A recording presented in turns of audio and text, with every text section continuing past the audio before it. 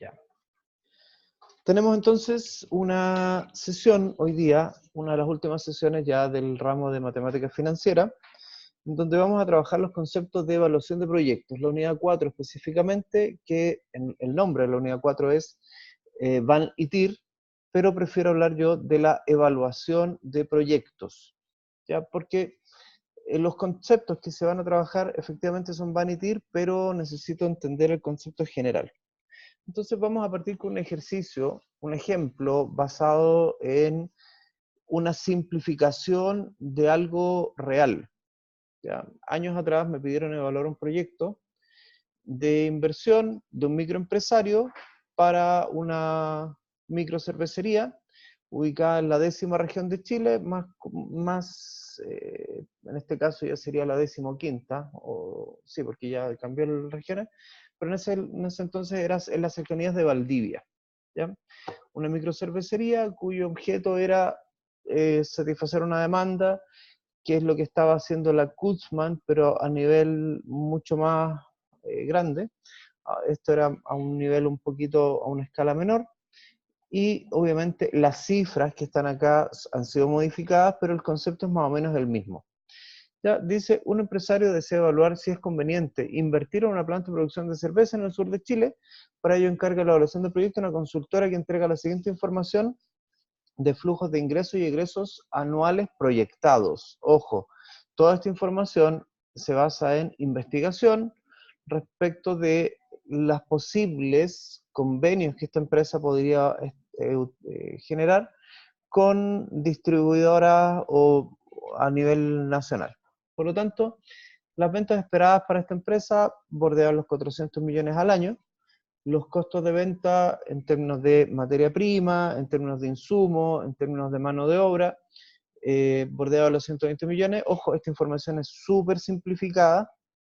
Hay muchos costos aquí que hay que desglosar, obviamente. Yo le estoy entregando solamente las cifras redondeadas. Y gastos de administración y finanzas bordea más o menos los 75 millones de pesos anuales. Ya, las máquinas y equipos que era necesario invertir, más planta, más un montón de otras variables, bordeaba los 100 millones de pesos, cuya, obviamente también, la vida útil de los activos también era distinta, pero la vamos a redondear en 10 años por un término pedagógico.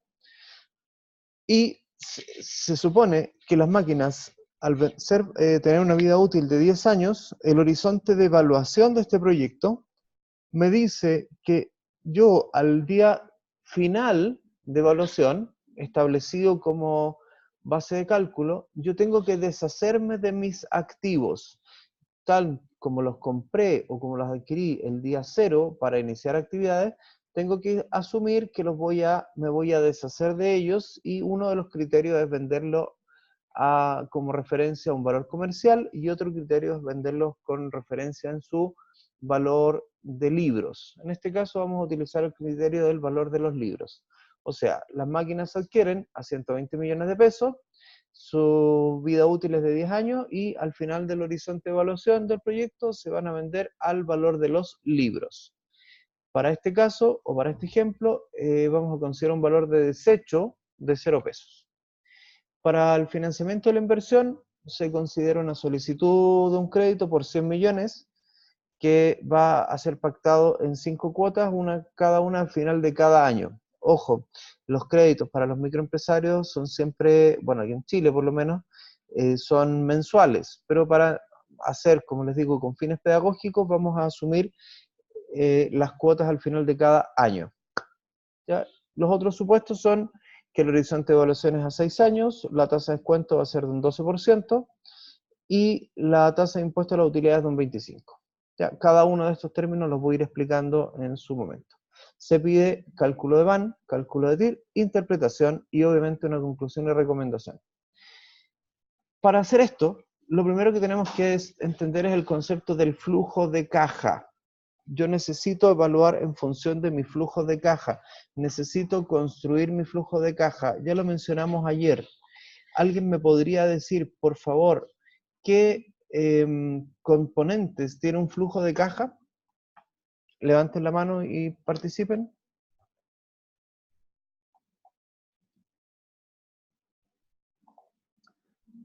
creo que no han participado mucho, no importa. Les voy a dar los componentes acá. Me imagino que están viendo ahora una planilla Excel. ¿Sí? Ya, en esta planilla de Excel voy a hacer la explicación de lo que va en un flujo de caja. En un flujo de caja hay componentes que vamos a definir en una división, lo que se llama antes de impuesto y después de impuesto. Voy a tener una línea acá. ¿Ya? Esta línea imaginaria la voy a marcar. ¿Ah? Esta línea imaginaria va a ser todo lo que va antes de impuesto y va a ser todo lo que va después de impuesto. Entonces, ¿qué vamos a tener antes de impuesto? Antes de impuesto va todos los conceptos que son tributables o que me ayudan a descontar impuestos. En este caso, el orden más o menos establecido es ingresos operacionales, menos los, le voy a poner aquí un signo, antes voy a poner una columna aquí. Entonces, esto suma, porque se supone que son ingresos, y esto resta, menos los egresos operacionales. Entonces, para estandarizar, los ingresos van a ir con positivo y los egresos van a ir con negativo. Su formato es de color rojo y entre paréntesis, no con signo menos. ¿Ya? Esa resta o suma y resta me da un resultado operacional. No todos los flujos de caja tienen el resultado operacional o no es 100% relevante en términos de, porque igual voy a sumar y restar otras cosas, pero para los que analizan, o cuando analicemos algunos ratios en el estado de resultado, es importante que vaya el resultado operacional. ¿Ya? Entonces, la costumbre hace que los que trabajamos en el ámbito de proyectos, por lo general, dejamos explícito el resultado operacional proyectado. ¿Ya? Luego, obviamente, tenemos otros ingresos afectos a impuestos. Otros ingresos afectos a impuestos. Y obviamente van otros egresos afectos a impuestos. Otros egresos afectos a impuestos. En algunos, en algunas partes, en algunos textos, está desglosado, por ejemplo, otros egresos como gastos de administración y finanzas, gastos remuneracionales, publicidad y marketing, o sea, van explícitos. Yo prefiero decir que van todos los que son ingresos afectos a impuestos acá y todos los que son egresos acá. La suma, obviamente, esto suma y esto resta. Esto suma y esto resta. Obviamente, la suma de todo esto me da el resultado antes de impuestos. Y obviamente a esto tengo que restarle los impuestos. Por lo tanto, aquí voy a colocar ahora, voy a eliminar esta línea porque ya entendimos el concepto. Al hacer de nuevo la suma hasta acá, hasta aquí, este es con negativo. Esa suma me da el resultado después de impuestos, o después de impuestos. Ya hemos llegado a la línea de lo que va antes de impuestos y ahora empieza a pasar lo que viene después de impuestos, porque hay otros ingresos, se consideran siempre otros ingresos que no están afectos a impuestos, que van con signo positivo, y hay otros egresos que no están afectos a impuestos, control C y control V. Hay otros egresos que no están afectos a impuestos, ¿ok? Que también van con negativo. Acá, al final, se consideran las inversiones en un flujo de caja. Idiota, aquí al ladito hay inversiones. Y obviamente aquí colocamos el flujo de caja. Neto, limpio, de cada periodo. Esa es la estructura general de un flujo de caja. Tenemos ingresos y egresos, algunos que están afectos y otros que no están afectos. El flujo de caja va desde el periodo proyectado 0, que es el periodo inicial, en donde se supone que se gasta el primer peso, o se define que se va a gastar el primer peso en la inversión, pasando por periodos que van desde el 1 hasta el N, como periodos llamados horizonte de evaluación. Hay proyectos que se evalúan a 5 años, como también hay proyectos que se evalúan a 50 años. Ya por lo general se están evaluando a 30, 40. Me explico. Para este tipo de negocio, de una cervecería, en donde el mercado es muy volátil, es muy fluctuante, es muy variable, el horizonte de evaluación no puede pasar de los 5 o 6 años, porque el escenario cambia radicalmente. Pero una minera que tiene plazos muy extensos de, primero, investigación del tipo de suelo, de la cantidad de material o el particulado del material,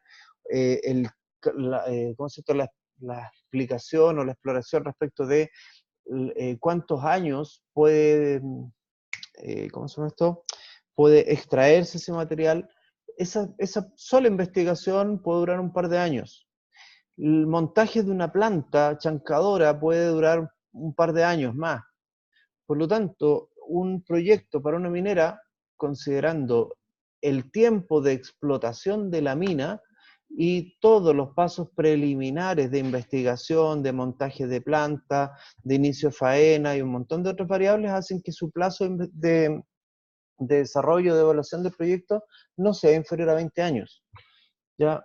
Pero yo no puedo evaluar un proyecto, un mini market a 20 años, es ilógico. ¿Ya? Entonces un mini market lo tengo que evaluar a 3 años, ¿ya? Por el tipo de negocio que es. ¿Ya? Este tipo de vida del negocio es lo que me hace a mí calcular su horizonte de evaluación. ¿Ya? Hay negocios más rápidos, hay obviamente horizontes de evaluación que son más cortos, pero en este caso el horizonte para este negocio, para este proyecto, lo dejamos en 6 años. Entonces, mi horizonte de evaluación va desde 0 hasta 6, en este caso. ¿Hasta ahí alguna duda o consulta?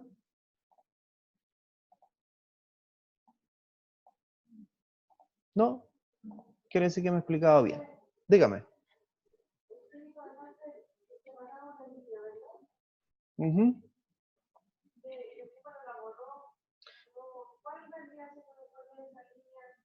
Lo que pasa es que me están preguntando por qué borré la línea o qué pasa con esa línea. Ya. Esa línea es una línea imaginaria que yo expliqué.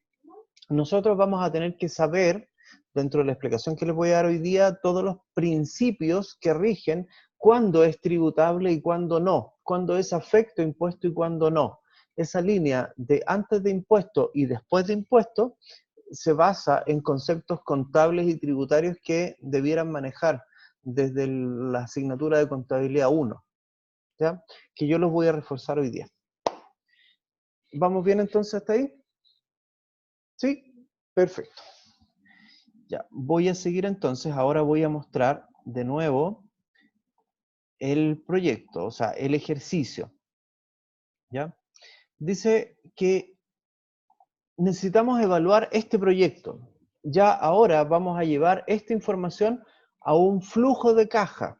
Entonces, claramente, no se enreden, ¿eh? Esto es muy simple, se asocian correctamente lo que ya han visto en asignaturas como contabilidad, administración, marketing, si ya tuvieron finanzas, por lo menos algún concepto dentro del área de administración o empresa, va a ser bastante simple. ¿Ya? Primero, Ventas esperadas anuales. Primer concepto. Todo lo que nosotros manejemos aquí va a estar siempre expresado en términos netos. Y si es que está en términos brutos, debemos quitarle el IVA. En este caso, no dice que son con IVA o sin IVA, se asume en términos netos. Por lo tanto, las ventas esperadas son 400 millones de pesos cada año. No importa si se venden en enero, en febrero, en marzo. Ya puede que incluso hayan periodos en que se venda más que otros. Nosotros cuando evaluamos un proyecto, se evalúa de manera anual. Ahora, es súper relevante entender que hay un análisis preliminar también en donde se puede trabajar el primer año por separado y se hace un flujo neto o un flujo de caja para el primer año en términos mensuales. Pero nosotros con esta información solo lo vamos a hacer de manera anual, porque no nos dice si existe, ustedes vieron alguna vez marketing, que existe una fluctuación por periodos en términos de venta de algunos artículos. Por ejemplo, lo mismo la venta de cuadernos en marzo que en octubre, ¿ya? Entonces, la estacionalidad aquí no la vamos a considerar. De hecho, no nos menciona ese factor, por lo tanto, para nosotros son 400 millones de pesos al año. Como les dije, en términos netos, no hay IVA. No se considera el IVA porque las empresas son agentes retenedores de IVA, por lo tanto, aunque yo lo cobre, igual tengo que pagar el IVA al final del periodo contable, por lo tanto, no, para mí no es un ingreso, ni tampoco es un costo, solamente soy agente retenedor. Tampoco existe el concepto de la inflación. Aquí nosotros vamos a trabajar sin inflación por el solo hecho de que la inflación se va a netear o el efecto de la inflación se va a eliminar porque si me aumenta el costo de mis materias primas es por un efecto inflacionario y por lo tanto también yo voy a vender a un precio más caro por un efecto inflacionario. Entonces, en términos netos, yo no puedo o no se considera la inflación porque si me aumenta el costo por la inflación, también me van a aumentar los ingresos por la inflación. Los proyectos se evalúan también o evalúan cuál es el mejor precio para aumentar mis ingresos. ¿Ya? En este caso no se considera un precio distinto, vamos a considerar ni siquiera el precio por unidad. Estamos considerando que las ventas anuales son de 400 millones de pesos y el costo de venta es solo de 120 millones. Entonces aquí no consideramos ni el IVA ni la inflación. Todos los años, a no ser que el proyecto diga lo contrario, vamos a tener los mismos valores. Entonces, si yo me voy a mi flujo de caja, voy a suponer o voy a estimar que mis ingresos operacionales son de 400 millones de pesos. ¿Ya? Entonces aquí es donde yo ya tengo que empezar a colocar formato. ¿Ya? Voy a aumentar un poquitito. No sé si ustedes ven la pantalla. ¿Ven el ejercicio? Ya. Espera para saber si estaban atentos. Ahí. ¿Ya? ¿Ven el Excel? Pero lo ven desde la celda A, o sea, la fila A, o columna B, o columna C. ¿Qué ven? ¿Siguen viendo la A? ¿Y ahora? Ya, perfecto. Ya, entonces, esta columna la vamos a achicar, no me interesa. ¿Ven grande o no? Sí, perfecto. Entonces, vamos a agrandar un poquito estas columnas y le vamos a dar un formato que se relacione con lo que estamos trabajando. En este caso, un formato de número con separador de miles y sin posición de decimales. Y cuando sea negativo, lo vamos a escribir con rojo, pero con paréntesis. No voy a trabajar con signo pesos. ¿Ya? Ya, ahí se ve bien. Ya, perfecto. 400 millones de pesos, 400 millones de pesos, 400 millones de pesos. ¿Por qué? Porque el proyecto dice que mis ventas anuales van a ser de 400 millones de pesos y no hay ninguna información que diga que esto va a cambiar. Si la evaluación, si la investigación dijera que hay variación en estas cifras, tengo que saber representarlas en el momento en que corresponda. Egresos operacionales. Los egresos operacionales tienen que ver directamente con lo que está en el proyecto, que eran 120 millones de pesos. En este caso, menos 120 millones de pesos.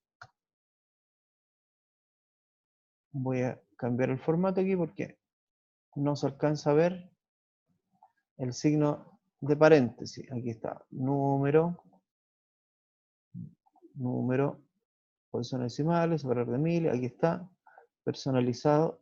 Entonces aquí, un paréntesis, y acá el otro paréntesis.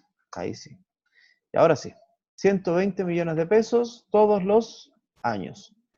Eso es lo que decía en la investigación que le llamamos antecedentes preliminares. ¿Hasta ahí vamos bien? Sí, perfecto. Resultado operacional entonces. Como les dije, aquí tengo que establecer la suma igual la suma, o en este caso eso más eso, o eso menos porque me va a dar positivo. O sea, perdón, es uno positivo y el otro negativo, por lo tanto es una diferencia de 280 millones de pesos. ¿Vamos bien hasta ahí o no? Es simple. Ya, aquí es donde se empieza a complicar un poquito, pero un poquito nomás. Porque cuando hablamos de otros ingresos afectos a impuestos, nosotros vamos a pensar, esta empresa es una cervecera. ¿Qué podemos vender o qué podemos hacer que esté afecto a impuestos y que no sea parte de nuestros ingresos operacionales? Entonces, por ejemplo, imagínate que una cervecera o una empresa que se dedica a la fabricación de cerveza tiene una certificación y por alguna razón una empresa que también se dedica a la venta de cerveza no tiene certificación y llega un momento en que nos compran la certificación o nos pagan por hacer una auditoría o nos pagan por hacer una asesoría. Esos son ingresos que la empresa está indirectamente dentro de su giro y por lo tanto están afectos a impuestos. Si la empresa vende, no sé, un auto, ese auto no es del giro de la empresa, por lo tanto no puedes vender un auto, aunque sea de uno de los dueños. Pero si es uno de los vehículos de transporte de la empresa que fue comprado para transportar y está dentro de los activos de la empresa, tú sí puedes venderlo. El tema es que a qué precio lo vas a vender. Si vendes este activo, la gente que estudia contabilidad sabrá que si tú vendes un activo de la empresa por sobre tu valor libro, ese por sobre tu valor libro está afecto a impuesto. O sea, la camioneta que estoy vendiendo, el valor del libro es de 5 millones y resulta que comercialmente me conviene venderla a 7. Entonces, esos 2 millones que están por sobre el valor del libro son ventas afectas a impuestos. Profe, pero la cervecera no vende camionetas. Sí, pero tienes derecho a vender tus activos.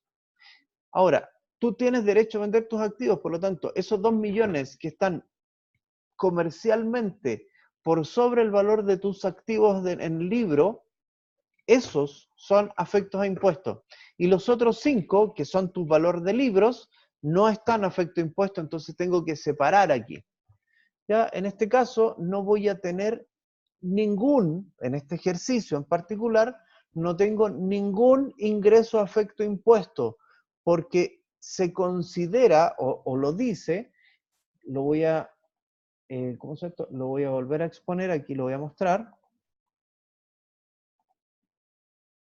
Aquí está. Dice que ¿dónde está? Aquí está. Para funcionar es necesario adquirir maquinaria.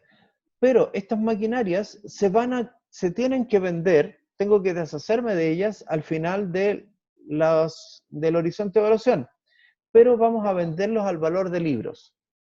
¿Ya? No lo vamos a vender a un precio en particular, lo vamos a vender al valor de libros. ¿Ya? Por lo tanto, no pagamos impuestos. Dígame, ¿alguien preguntó algo? ¿No? Ya. ¿Qué otros? ¿Qué otros egresos podemos tener que estén afectos a impuestos? Aquí vamos a considerar dos egresos que están afectos a impuestos. Uno, los intereses de los créditos que pactemos. Y dos, la depreciación de mis activos. Entonces, estos otros egresos los voy a separar en dos. O voy a agregar aquí dos egresos. Uno, los intereses del crédito o de los créditos. Y dos, vamos a considerar la depreciación de mis activos. ¿Ya? Lo que me obliga entonces a hacer un análisis periodo a periodo de lo que nosotros ya conocemos, que son mis tablas de amortización de créditos y mi depreciación. ¿Qué están viendo ahora, chicos? El Excel, ¿ya? Aquí. No, eso no. ¿Dónde está? Acá. Ahí sí. ¿Ya? Entonces, analicemos el crédito. 5 millones, no dice la tasa. No dice la tasa, lo voy a agregar. La tasa de este crédito va a ser de un 24% anual. ¿Ya? No está considerado aquí, pero lo vamos a escribir al otro lado. 100 millones en 5 cuotas a un 24% anual. ¿Ya? Entonces, aquí vamos a agregar una hoja que le vamos a llamar crédito. Crédito.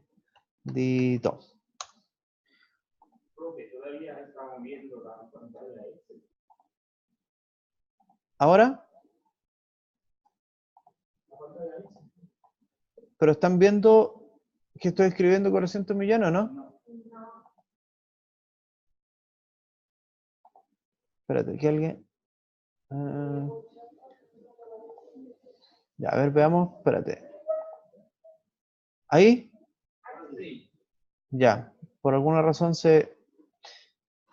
Ya, entonces, voy a volver a compartir con ustedes esto que está aquí. Dice, para financiar la inversión se considera la solicitud de un crédito por 100 millones que será pactado en 5 cuotas al final de cada año. No lo escribí, se me olvidó. ¿Ya? Entonces vamos a asumir que son 100 millones de valor inicial o en este caso valor actual vencido, porque siempre trabajamos con el sistema francés, y en 5 cuotas con un 24% de interés al año. Y se van a pagar en 5 cuotas cada una al final de cada año. Entonces, voy a colocar aquí un poquito más de guataje. Aquí está.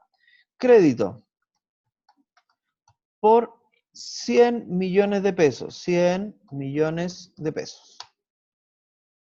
¿Se alcanza a ver ahí o no? Sí. Sí, perfecto.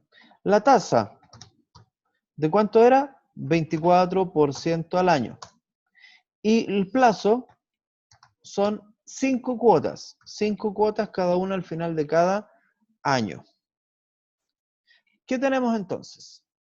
El valor de la cuota lo voy a calcular de la siguiente forma. Cuota. ¿Se acuerdan de la fórmula del valor actual vencido? ¿Sí?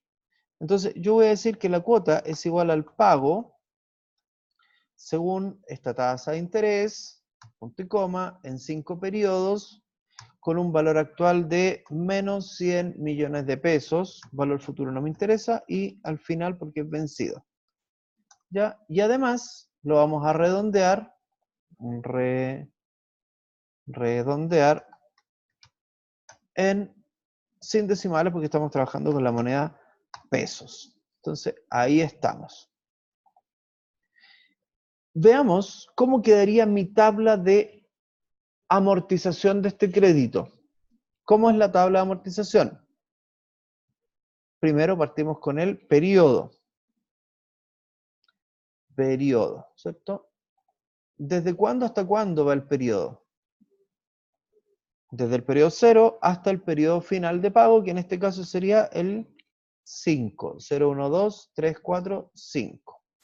¿Qué viene ahora? Saldo insoluto inicial. No es servicio de impuesto interno, saldo insoluto al inicio del periodo. Después viene el interés.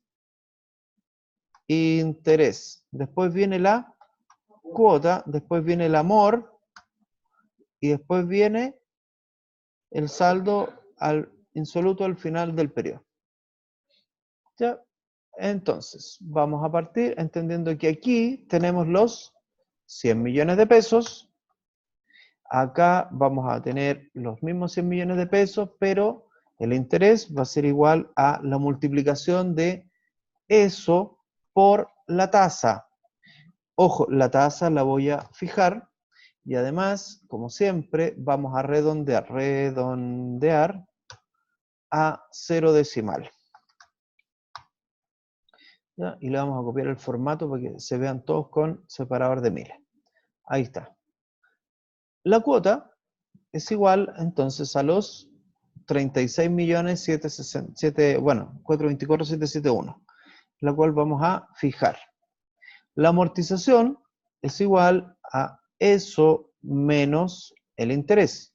O sea, pago 12 millones de pesos, por lo que me queda que mi saldo insoluto al final del periodo es igual a el saldo insoluto inicial menos la amortización. Ya debo menos. ¿Qué pasa al periodo siguiente? Ahí está. Aquí está. Aquí está. Y aquí está. O sea que al final del periodo se deben solo 3 pesos porque hay que ajustar la cuota a el último periodo. Pero cuadramos perfectamente. Por lo tanto, esto es lo bonito y lo importante. Resulta que yo todos los periodos voy a pagar 36.424.000, lo cual no puedo reflejar aquí en mi flujo de caja directamente, porque lo que es afecto impuesto es una salida de plata de solo este ítem, ¿ya? Entonces, yo voy a escribir esto de la siguiente forma. En vez de hacer esta tabla horizontal, me voy a acostumbrar a hacerla de manera vertical para que lo podamos hacer de la siguiente forma. Mira, control C, pero aquí lo vamos a pegar de manera traspuesta. Entonces, fíjense que mi tabla está escrita así, pero ahora la voy a escribir así. Voy a bajar uno para que se vea más bonito aquí. Obviamente, los periodos no van a estar verticales, van a estar, o sea, horizontales, van a estar verticales. 0, 1, 2, hasta el número 5. Luego, idiota, ahí. El saldo insoluto inicial no lo considero el periodo 0, sino que aquí voy a escribir aquí, voy a hacer exactamente lo mismo, pero ahora lo voy a hacer acá. El periodo 1 entonces va a ser igual a este que está aquí. Sigo. El interés es igual a eso multiplicado por esto. Esto va fijo y además va redondeado, redondear sin decimales. Fíjense que es la misma tabla, pero ahora la estoy escribiendo de otra forma para que se vea más fácil o podamos hacerlo más fácil. Aquí está. La cuota es igual a ese valor que está ahí, el cual vamos a dejar fijo. La amortización es igual a la resta entre la cuota y el interés, y el saldo insoluto final es igual al saldo insoluto inicial menos la amortización del periodo. Por lo tanto, en vez de arrastrar hacia abajo, voy a arrastrar horizontalmente y vamos a llegar de nuevo al valor de 3, el cual me tiene que ayudar ajustando la cuota para que quede en 0. Si ustedes se fijan, hice la misma tabla, pero por una razón muy particular. Porque en mi tabla llamada flujo de caja, voy a copiar los valores igual, negativo, a los intereses del periodo. Y tiene que decir 24 millones. Y si yo arrastro hacia el lado, voy a llegar a escribir exactamente los mismos valores que están aquí. Esos son exactamente los mismos valores que están aquí. Porque hemos separado los valores del crédito antes de impuesto, o sea, los intereses del crédito me ayudan a disminuir la base de cálculo del impuesto. Por eso van antes de impuesto. Y otros egresos son lo que me falta de la cuota. Chicos, queda un minuto para que termine la videoconferencia. Entonces, voy a cerrar este tema explicando que hemos llegado a escribir los ingresos operacionales, los egresos operacionales y ahora otros egresos afectos a impuestos, de los cuales van los intereses del crédito y la depreciación. ¿Ya? Voy a seguir en el próximo video explicando qué pasa con la otra parte que son el crédito o la amortización del crédito. ¿Ya? Chicos, nos vemos en unos minutos, les doy un ratito libre.